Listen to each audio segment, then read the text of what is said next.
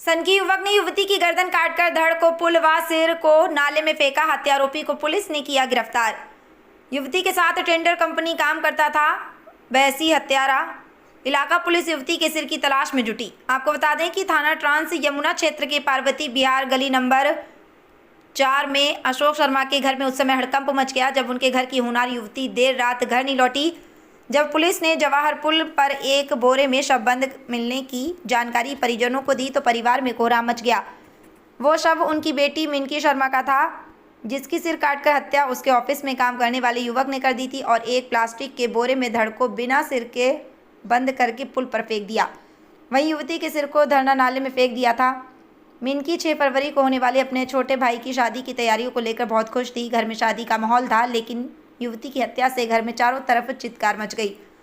जानकारी करने पर परिजनों ने बताया कि मिनकी संजय प्लेस में एक टेंडर कंपनी में HR थी। वहीं उसके साथ कंप्यूटर ऑपरेटर विनय राजपूत भी काम करता था। दोनों दोस्त भी थे। दोनों के बीच अच्छी तरह से बातचीत भी होती थी। 3 दिन पहले मिनकी भाई की शादी का कार्ड बांटने दोपहर को घर से निकली थी। विनय ने फ़ोन करके अपने ऑफिस में मिनकी को बुलाया और उससे शादी करने की बात कही।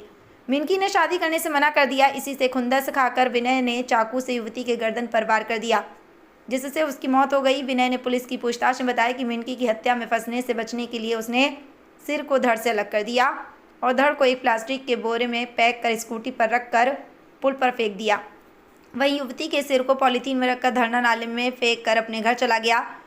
थाना ट्रांस यमुना पुलिस ने मिनकी के ऑफिस के CCTV फुटेज के आधार पर निर्ममता हत्याकांड के आरोपी युवक को गिरफ्तार कर लिया। वहीं इलाका पुलिस गोताखोरों की मदद से युवती के सिर को नाले में खोजने के लिए जुट गई। क्षेत्रीय विधायक धर्मपाल सिंह ने पीड़ित परिवार के यहां पहुंचकर गहरा दुख जताया। वहीं आरोपी को कड़ी से कड़ी सजा दिलाने का आश्वासन दिया। आगरा से हमारे संवाददाता रंजीत सिंह की विशेष रिपोर्ट। पार्वती बिहार के गली नंबर 4 में खड़ा हूँ, जहाँ पर 2 दिन पहले एक बेटी जो मिनकी शर्मा थी वो गायब हो चुकी थी।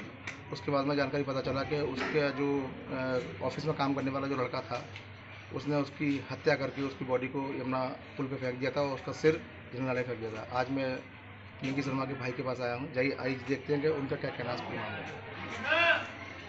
भैया क्या घटना हुई थी ये बताइए। अरे भैया हम घटना ये हुई थी कि 23 तारीख को 2 बजे लगभग हमारी बहन ऑफिस के काम के लिए और शादी के कुछ कार्ड से वो कोरियर कराने के लिए गए थे और फिर उनका 3 बजे पापा के फ़ोन पे कॉल आया कोरियर का पूछने के लिए कि क्या नाम लिखना है, कॉन्टैक्ट नंबर क्या लिखना है। उसके बाद फिर उनका कोई कॉल नहीं आया। 7-8 बजे का कोई कॉल नहीं आया तो पापा जी ने कॉल किया कि इतने लेट तक कभी लेट नहीं होते, लेट कैसे हो, देरी कैसी हो गई है। उसके बाद 8 बजे के फ़ोन किया तो फ़ोन पे घंटी जा रही थी लेकिन कोई फ़ोन उठा नहीं रहा था। हमने सोचा, घर के सब लोगों ने ये सोचा कि बारिश हो रही है, मौसम ख़राब है तो फ़ोन डिग्गी में रख लिया होगा इसलिए उठा नहीं पा रहे हैं फ़ोन। फिर समय ज़्यादा हो गया, 9 बज के 10 बज के 11 बज के किसी कोई रेस्पॉन्स नहीं आया तो हमने ऑफिस के लड़के से ही कॉल किया कि ऑफिस खुला हुआ था, उनके आज ऑफिस बंद था तो चलिए उनको देखने चलते हैं। ऑफिस के लड़के को बुलाया, उसके साथ में आगरा के जितने भी थाने हैं, चौकी हैं, जितने भी रेलवे स्टेशन हैं, सब जगह SN मेडिकल है, सब जगह हम देखने के लिए गए लेकिन हमको कुछ सुराग नहीं मिला। फिर हम सुबह मॉर्निंग में 24 तारीख को आगरा थाने में टांडना थाने में गए। उन्होंने वहाँ पे हमने अपनी डायरी दी, उनको सारे फ़ोटोज़ डॉक्यूमेंट जो होते हैं वो सारे दिए। उन्होंने फिर जांच पड़ताल चालू की। शाम को उनको रिसिप्ट दी गुमशुदा की। उसके बाद रात को 3 बजे के लगभग उन्होंने जो भी था लड़का था विनय सिंह, उसको इसी घर से गिरफ्तार कर लिया। पूछताछ के बाद शव बॉडी आपकी बहन का शव कहाँ मिला? हमारी बहन का सब पुलिस की जो जांच पड़ताल के बाद उनका बताना है कि यमुना नदी पर पैकेट्स में जो पैकिंग वाली पिन्नी होती है उनके अंदर। अभी सर बरामद नहीं हुआ है? अभी सर बरामद नहीं हुआ है। अच्छा, आप इस बारे में क्या कहना चाह रहे हैं? पुलिस से क्या उम्मीद है? हम इस बारे में ये कहना चाह रहे हैं पुलिस से, प्रशासन से और मोदी जी से हम यही कहना चाहेंगे कि जैसे हमारी बहन के साथ हुआ है भारत में, ऐसा किसी की बहन के साथ भी नहीं होना चाहिए। और जो भी हुआ है काफ़ी गलत हुआ है और हम इतने जल्दी झुकने वाले नहीं हैं क्योंकि हमारी अकेली बहन नहीं है, और भी बहनें हैं। आए दिन पे दिन ये बातें होती रहती हैं। ऐसे लोगों को समाज के साथ रहने का कोई भी वो नहीं है कि वो समाज के साथ रहें। उनके घर पे बुलडोजर चलना चाहिए और हमारी बहन का जो सर है पूछताछ करके वो भी देखिए, दिनांक 24/1 की सुबह करीब 4 बजे स्थानीय पुलिस को एक सूचना मिली कि यमुना ब्रिज पर एक महिला का शव है। लोकल पुलिस जब वहां पर पहुंची तो वहां पर एक बोरे में महिला का शव मिला। तत्काल वो शव मॉर्चरी भेजा गया और मेरे द्वारा इसमें 5 टीमों का गठन किया गया जो इस शव की शिनाख्त करते हुए अग्रिम कार्रवाई करे।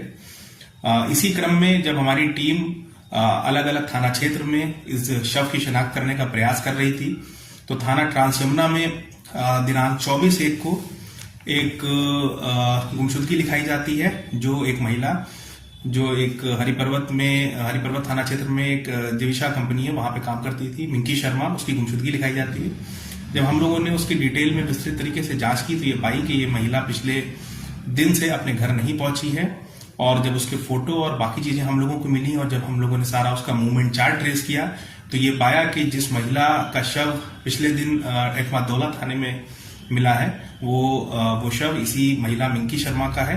तत्काल गुमशुदगी को FIR में पंजीकृत करते हुए एक मर्डर का मुकदमा उनके भाई की तहरीर पर तत्काल लिखा गया। और इसमें जब विस्तृत तरीके से घटना के वर्कआउट के लिए टीमें लगी तो उन्होंने पाया कि मिंकी शर्मा के साथ काम करने वाला एक युवक जिसका नाम विनय सिंह है, जो इनके साथ पिछले 2 साल से काम करता था और कुछ इनकी आपस में अनबन हुई। अनबन होने के बाद ये मिंकी से शादी करना चाहता था। मिंकी उस शादी को रेजिस्ट कर रही थी और उस दिन जब ये अपने ऑफिस आई तो ऑफिस आने के बाद उस व्यक्ति ने, विनय सिंह ने, इसकी निर्ममता से हत्या कर दी। विनय सिंह से विस्तृत पूछताछ करने पे विनय सिंह ने अपना जुर्म इकबाल किया और जो चाकू जिससे उसने मिंकी की हत्या की उसकी बरामदगी हो गई है, स्कूटी की बरामदगी हो गई है, मिंकी के कपड़ों की बरामदगी हो गई। उनके घर वालों ने शव को पहचान लिया है। विनय सिंह तत्काल न्यायिक अभिरक्षा में भेजे जा रहे हैं। इस पे सबसे कठोर दंडात्मक कार्रवाई पुलिस की ओर से की जाएगी।